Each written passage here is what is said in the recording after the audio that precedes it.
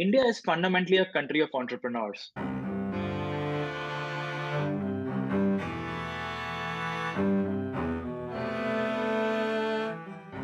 Hello and welcome. I'm your host Pritish Sanyal, and you're listening to the 1% Project.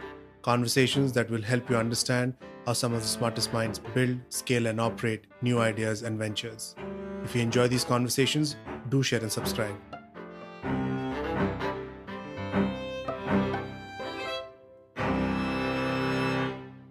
My next guest on the 1% Project is Abhinav Jain, founder CEO of Shop101, a graduate of IIT Kanpur and IIM Ahmedabad.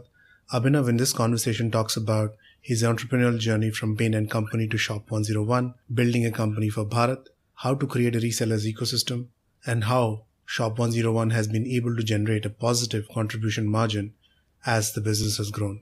Welcome, Abhinav, to the 1% Project. Thanks a lot, Pritish. It's good to be here. Did you always want to be an entrepreneur?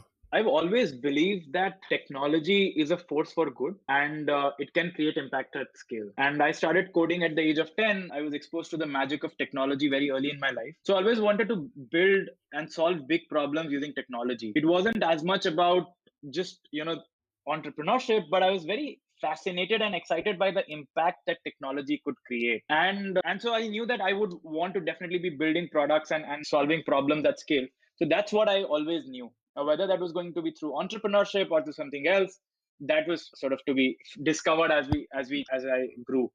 And then as I was looking around and realized that for entrepreneurs themselves, very little technology was being built. And that's when I decided that it was something that I wanted to do. I wanted to democratize entrepreneurship, and hence this entire thing about leaving my job at Bain and then starting Shop101. While you were building this product, which is an enabler for entrepreneurs, how has your leadership evolved? Yeah, so it's very interesting where as a founder, every 6 months your role changes. In fact, it's said that if it doesn't change every 6 months, you're doing something very differently. And as you can, the initial days you're doing everything on your own. Whether it's literally there were in a first office, I would be the first guy to come in, and it had like a shutter which is there in shops. I would actually open it and close it in the night. So from there to actually having a team, and today for there's a function and a department for every single little thing. So it's been quite a journey, so to say. And that also is reflected in the team that you build around you. The initial team is a team of generalists. These are people who can do everything, and that's what you're looking for. As you keep growing, you are looking at specialists to come in, people who have done that before, people who have run that function before. And over a period of time, your team begins to look much more from a team of generalists to a team of specialists.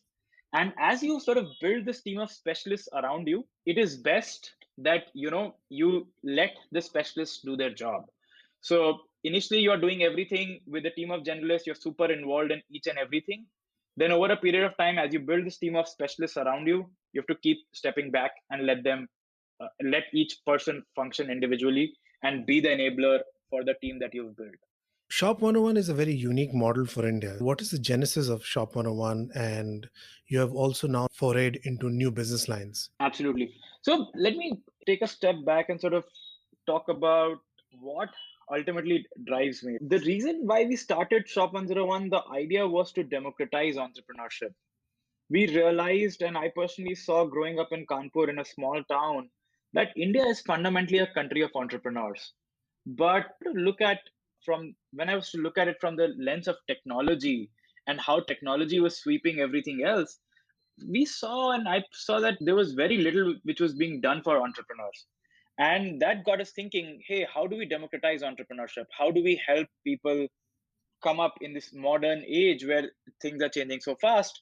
And that's how, with that aim of democratizing entrepreneurship, we started Shop101. So at Shop101, we empower you to be an entrepreneur and you don't need any investment. We will give you the wide range of products from which you can pick and then share them in your social network and drive sales and earn money. So effectively, it's a social reselling model where all you need is the willpower to hustle. It really does not matter how much money you have, what you've done in the past, what you've not. As long as you are willing to hustle, we will take care of everything else, and you can become an entrepreneur without any investment. Imagine if you're a homemaker sitting in a small town in, say, Tamil Nadu, and you want to start your own business. You can just download the Shop 101 app, curate the products, and start sharing on social media and in your social network. And that's it. And we will take care of rest. We'll pick up the product from the supplier, deliver it to the end consumer, collect cash, pay you the money, your commission, pay you the supplier their money, and take care of the entire infrastructure. So you can become an entrepreneur without making any investment, without having any existing infrastructure, and get started right away. And this is very interesting because this model itself is very unique to India, where tastes and styles change every few kilometers, and the reseller adds the key power of curation and adjusts the taste to her consumer base. And what this does is this is a win-win for everyone. For the reseller, for the entrepreneur, it's not only a way to make money, but it's also a way to earn respect and social standing, which she's not been able to do so far. For the end consumer, it's like a personalized collection which comes to you in the comfort of your home. You can just keep browsing and keep looking at products that are very relevant to you and easily purchased by just chatting with someone who. So, leveraging this power of social network and trust, we've built an alternate distribution model, and it builds very well, and it ramps up very well, because fundamentally we are helping the resellers earn money, and which means that we can actually acquire them at very low cost and build this network out at a very low cost. This is a network which basically feeds on itself and keeps growing very rapidly. That's what we are doing at Shop 101. And beyond just the business of it and how we came about it, what's very interesting is that majority of our resellers are actually women, and we are empowering women in earning livelihood, earning their social standing, and helping their community. In fact, one of the very interesting quotes that I remember is this reseller talking about how she did not want to be known as Mrs. Rishabh Tiwari, and she said, instead, I want him to be known as the husband of Shruti Tiwari. And that to me was true sort of democratization, where every individual gets their own identity, and is able to say with pride, hey, here is what I do and here is what I've become. So that was what we had built at Shop 101. And when we were thinking further, we realized that we had built a very core infrastructure of e-commerce, which was going very deep in the country. And we said, why don't we expose this core infrastructure for other entrepreneurs to use as well, whether they use products from us or whether they have their own existing businesses? Why don't we give them a full stack e-commerce platform? And that became the genesis of Dash 101, which is what we've launched recently. So Dash 101 is a full stack e-commerce platform which allows individuals or organizations to either launch or manage an online business. And in under that, we will give you a free online shop website. It's plugged in with a full logistics solution, so you can ship your products anywhere in the country, collect online payments, or collect cash on delivery. And all of this is seamlessly integrated, so you don't need to do anything else. So today, with the if you don't have any, you are starting as a business, you are a budding entrepreneur, you can literally start with Shop 101, and we will manage the entire supply chain plus logistics and delivery. Or if you have an existing business, you can use the Dash 101 platform and set up your own online shop, and we will manage the infrastructure for you. So those are the two things that we're doing in the spirit of democratizing entrepreneurship. COVID definitely has helped e-commerce and social commerce platforms grow and bring in a strong revenue in 2020.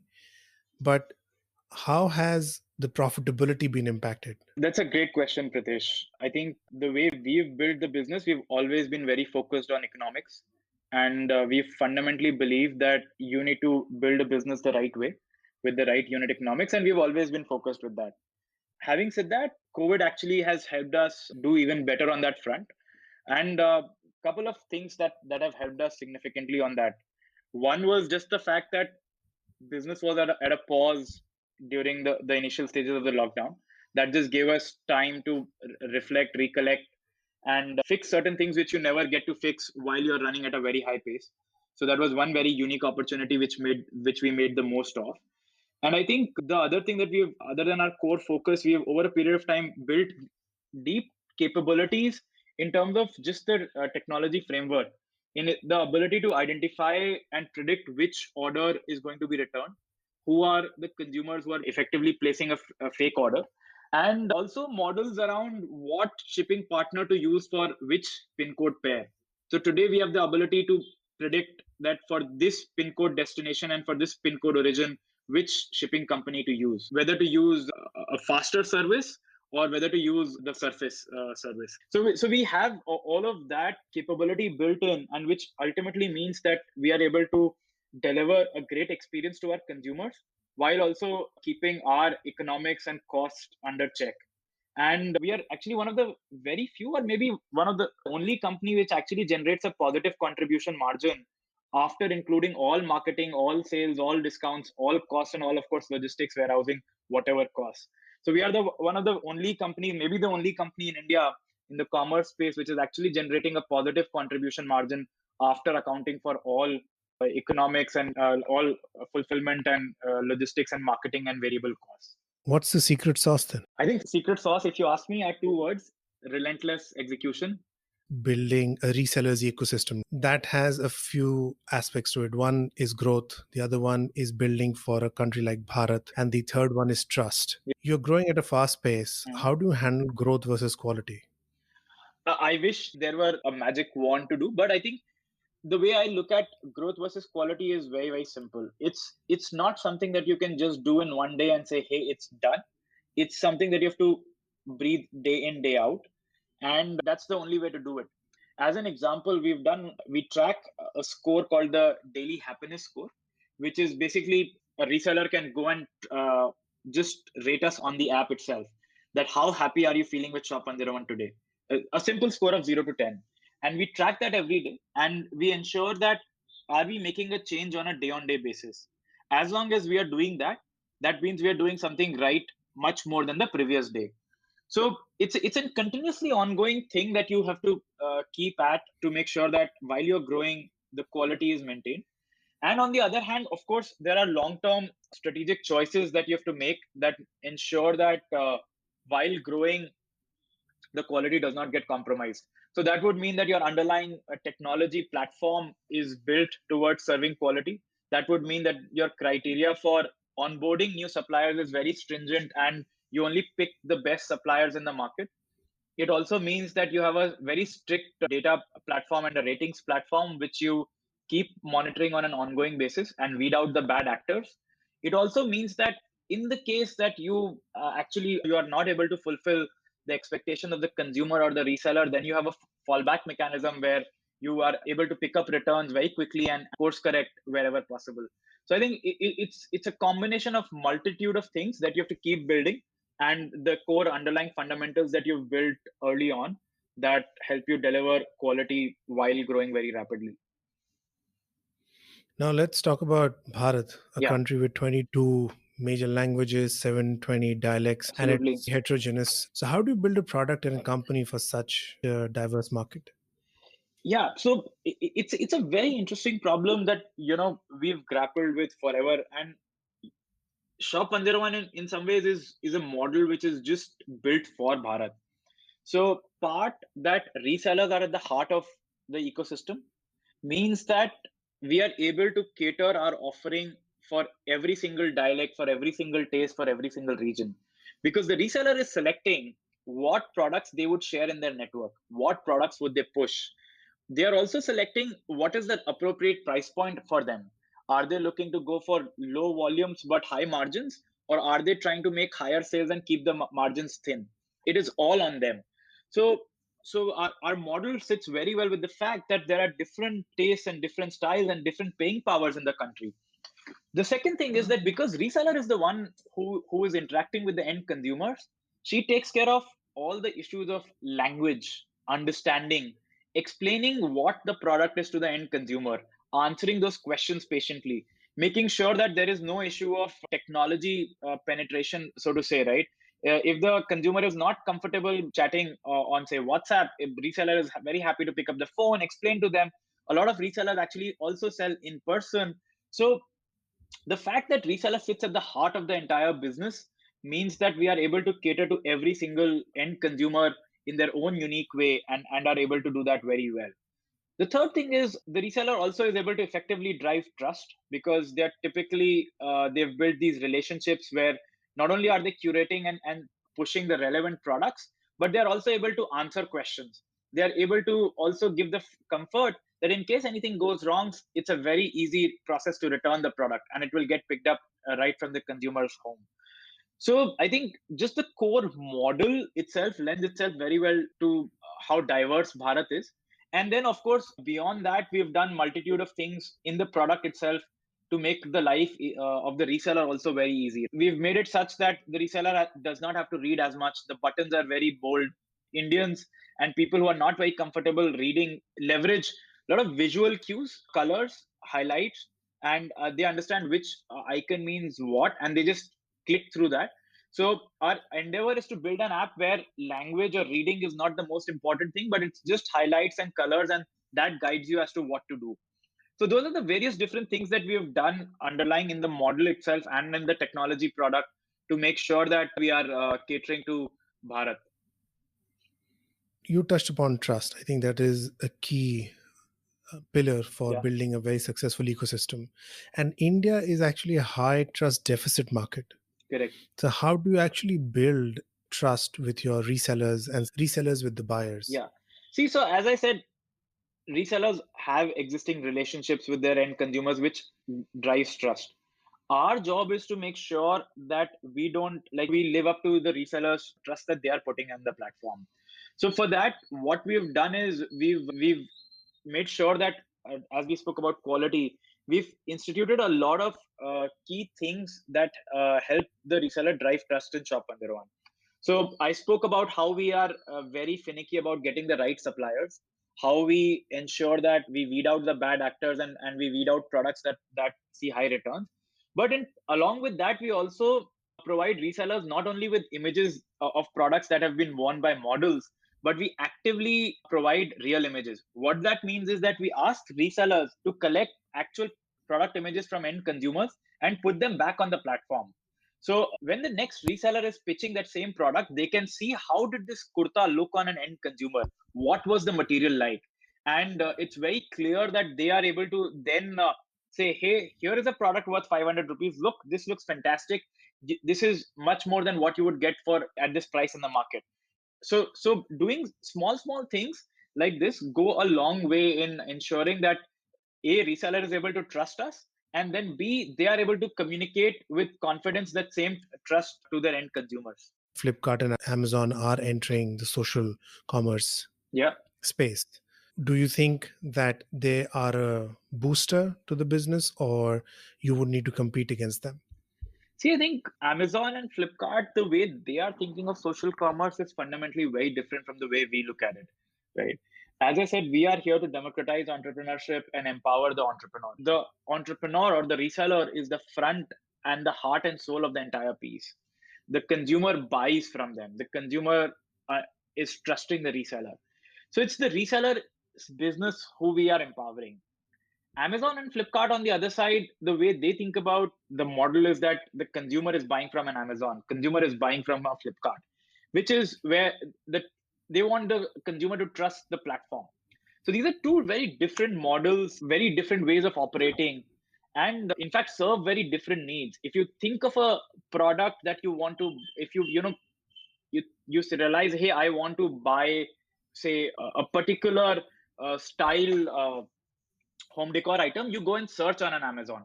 It's a very need based, search driven thing. Versus through our model, you are getting products that you potentially will like, and it's a browse driven model, right? It's a model in when you colloquially say, you tell your friends, hey, let's go shopping, but and you don't really imply what you're shopping for. It's a different model. You go, you browse, you like something, and you buy. So these are fundamentally different models and not really competing with each other. The last question: what is that one advice that you got while building Shop 101 that Mhm. has helped you the most? Okay, I think the key thing that I always remember is that the only rule of entrepreneurship is that there are no rules, and which basically means that in every situation, you know, think about it from first principles. You should ask, you should realize what are the other examples that you see around. But ultimately, every situation is unique, and you should respond and react without any constraints to what has been done before or not. It's a blank canvas that you're drawing on, and you should not be constrained, or you should not think about anything what's possible or what's been done before. So the only rule of entrepreneurship is that there are no rules. Rapid fire questions, one word or one statement. Okay. The hardest thing about your job. Not knowing what the next day will entail. Every single day is very different. One book or a blog that has influenced you the most. The Hard Thing About Hard Things by Ben Horowitz. Your most favorite superhero. Iron Man. Abhinav, it was great speaking to you. Thank you for your time. Thanks a lot, Pritish. It's a pleasure being on the show.